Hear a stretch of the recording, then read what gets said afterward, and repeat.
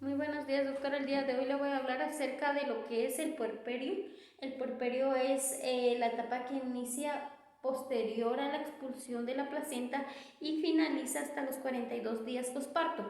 El puerperio se clasifica en tres: el puerperio inmediato, que inicia de las primeras 24 horas, y continúa con el puerperio mediato, que inicia del segundo día y finaliza hasta el séptimo, e inicia la última clasificación, que es el puerperio tardío remoto, que inicia del octavo día y finaliza hasta los 42 días posparto.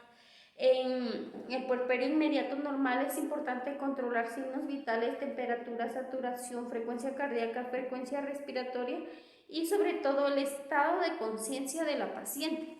También hay que ir evaluando lo que es el útero de la paciente. Una vez que haya expulsado todo, el útero tiene que ir contrayéndose, y las primeras horas la vamos a ir localizando el globo de seguridad del pinar a nivel umbilical. Posteriormente esta va a ir descendiendo hasta lograr llegar en su lugar normal. También en cuanto a los loquios es la salida de hemorragia vía vaginal posterior al parto, lo cual se considera normal cuando esta es leve o moderada.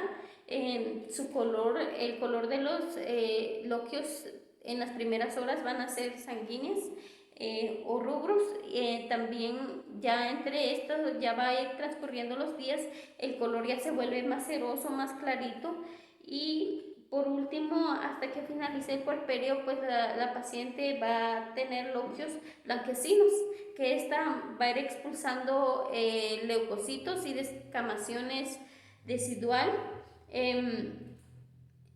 También tenemos lo que es el cuello uterino.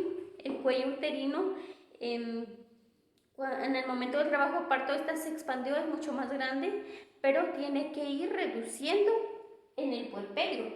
Esta se tiene que ir disminuyendo de manera gradual.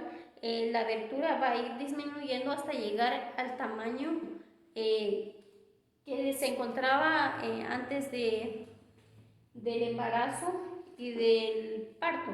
En cuanto a la pared abdominal, pues la pared abdominal en las primeras horas va a ser mucho más flácida, porque el bebé ha sido expulsado y obviamente la piel le va a ir quedando, pero cuando va a ir transcurriendo el tiempo, esta se va a ir regresando a su normalidad.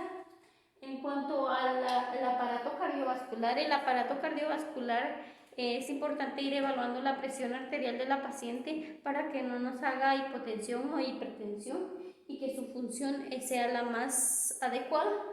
Además de que la paciente no tenga mucha pérdida de sangre. Lo normal en una paciente posparto eutóxico simple debe perder aproximadamente 500 cc de sangrado durante el parto.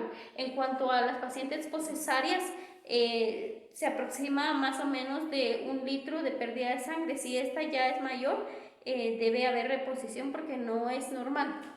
En cuanto a también hay que evaluar los parámetros hemáticos. Los parámetros hemáticos no significa el resultado de laboratorios que hay que realizarle a las pacientes en el control de puerperio para ir evaluando que no tengan leucocitosis, es decir, aumento de glóbulos blancos, lo cual no debe ser mayor de 25.000 blancos. En cuanto a la función ovárica en el puerperio, la función ovárica después del puerperio, la paciente ya tiene que ir regulando su menstruación o su periodo ovárico. Esto ocurre por lo general en el puerperio tardío. Esto va a depender de cómo la paciente, si la paciente está dando el lactar, la menstruación va a tardar entre los 90 a 60 días. Y si la paciente no está dando el lactar, este periodo va a ir acortándose mucho más rápido, va a poder ver su menstruación. En cuanto a la piel y el peso, el peso de la paciente, del haber salido el bebé, las membranas y todo lo que respecta al producto del feto, pues va a perder peso. Y en cuanto a la piel, como lo mencionábamos, la piel le queda muy flácido, pero va a ir aclareciendo poco a poco. Si tiene estrías, también van a ir disminuyendo en conforme pase el tiempo. En cuanto a las mamas, en las mamas, en las primeras horas, pues se tiene que realizar el apego inmediato del bebé con la madre para que el bebé vaya estimulando y también se vaya a ir succionando el pecho para ir produciendo lactancia materna, lo cual no debe haber irritación. También que la paciente no tenga los pezones congestionados, e ir evaluando que la madre tenga producción de lactancia materna para poder alimentar a su bebé de manera muy adecuada, ya que es el alimento más óptimo para el recién nacido. En cuanto el aparato respiratorio, una vez que el bebé haya sido expulsado, el producto fetal y todo lo que esto conlleva, pues va a haber mucho más espacio, el diafragma va a bajar, la respiración va a mejorar como normalmente lo hacía antes del parto, antes de quedar embarazada, perdón. En cuanto al aparato urinario, es importante que vayamos evaluando que la paciente en las primeras horas del puerperio va a tener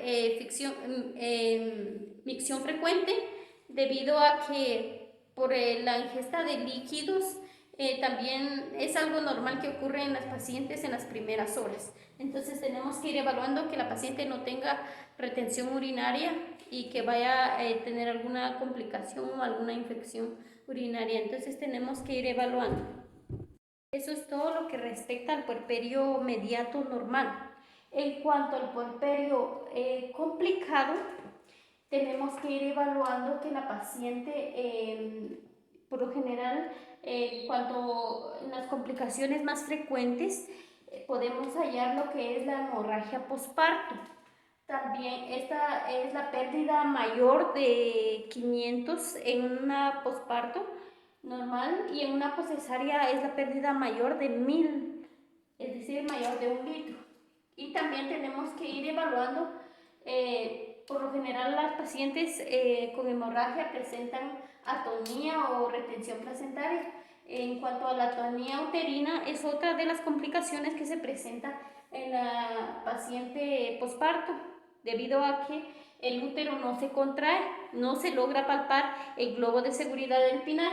En cuanto a otra de las complicaciones, lo que están los desgarros, las pacientes a veces tienen rasgaduras, ya sea del perineo de la vagina. Los desgarros también es una de las complicaciones. Y tenemos lo que es la inversión uterina. Esta ocurre cuando el útero, mayormente ocurre en pacientes que ya son gran multíparas. El útero se invierte y se logra observar al exterior, lo cual si no se trata a tiempo, pues la paciente puede desangrar y presentar un shock hipovolémico e incluso fallecer. Entonces es muy importante, es otra de las complicaciones durante el puerperio. Y lo que son la retención urinaria. La retención urinaria también es otra de las complicaciones, debido a que las pacientes no pueden miccionar después del parto. A veces necesitan una sonda Foley, o que se les esté vaciando, o que se les realice ejercicio vesical. Entonces hay que ir evaluando que es una de las complicaciones que la paciente también suele presentar. También tenemos lo que es la fiebre puerperal. La paciente, esto se presenta posteriormente a los 3 días o el segundo día después del parto.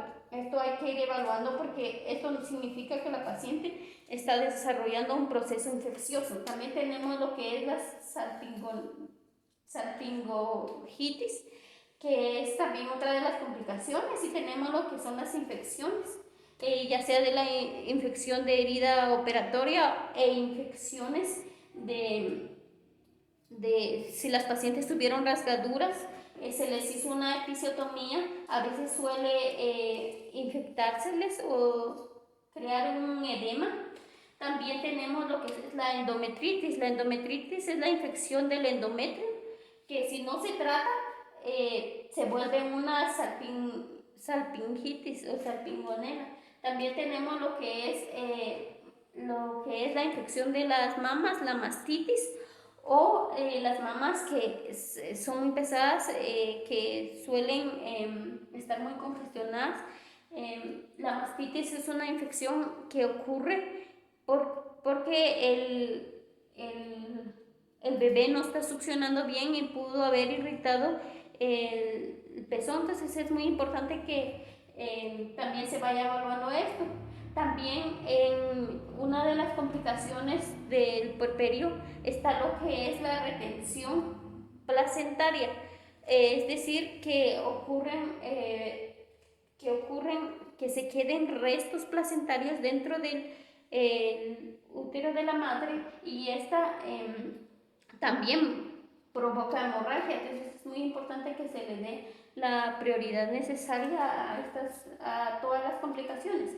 También puede haber dolor y edema, hematoma de la episiorrafia, es decir, que si tuvo rasgadura, se le hizo episiorrafia, esta presentó un hematoma. También hay que ir evaluándolo la paciente porque es una de las complicaciones que se presentan.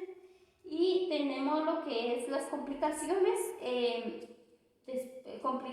que suelen presentar, como la hipertensión, o que presenten una infección, leucocitosis, o algunas otras complicaciones posterior al parto, como edemas en miembros inferiores, superiores, o edema generalizado. También hay que ir evaluando. También pueden ocurrir abscesos en episorragia, es decir, que la paciente presenta un absceso y es necesario poder drenárselo para poder darle un buen tratamiento y que ésta no se vaya complicando e ir complicándose en la paciente. Esto sería en cuanto al puerperio complicado, que son las que más se presentan. La hipertensión, si esta no es muy bien tratada, puede llegar a ser un síndrome de HELLP. También las pacientes pueden presentar en una de las complicaciones lo que es el shock hipovolémico, y entre otras complicaciones. Las más primordiales son las que mencioné acá. Y muchísimas gracias. Feliz día.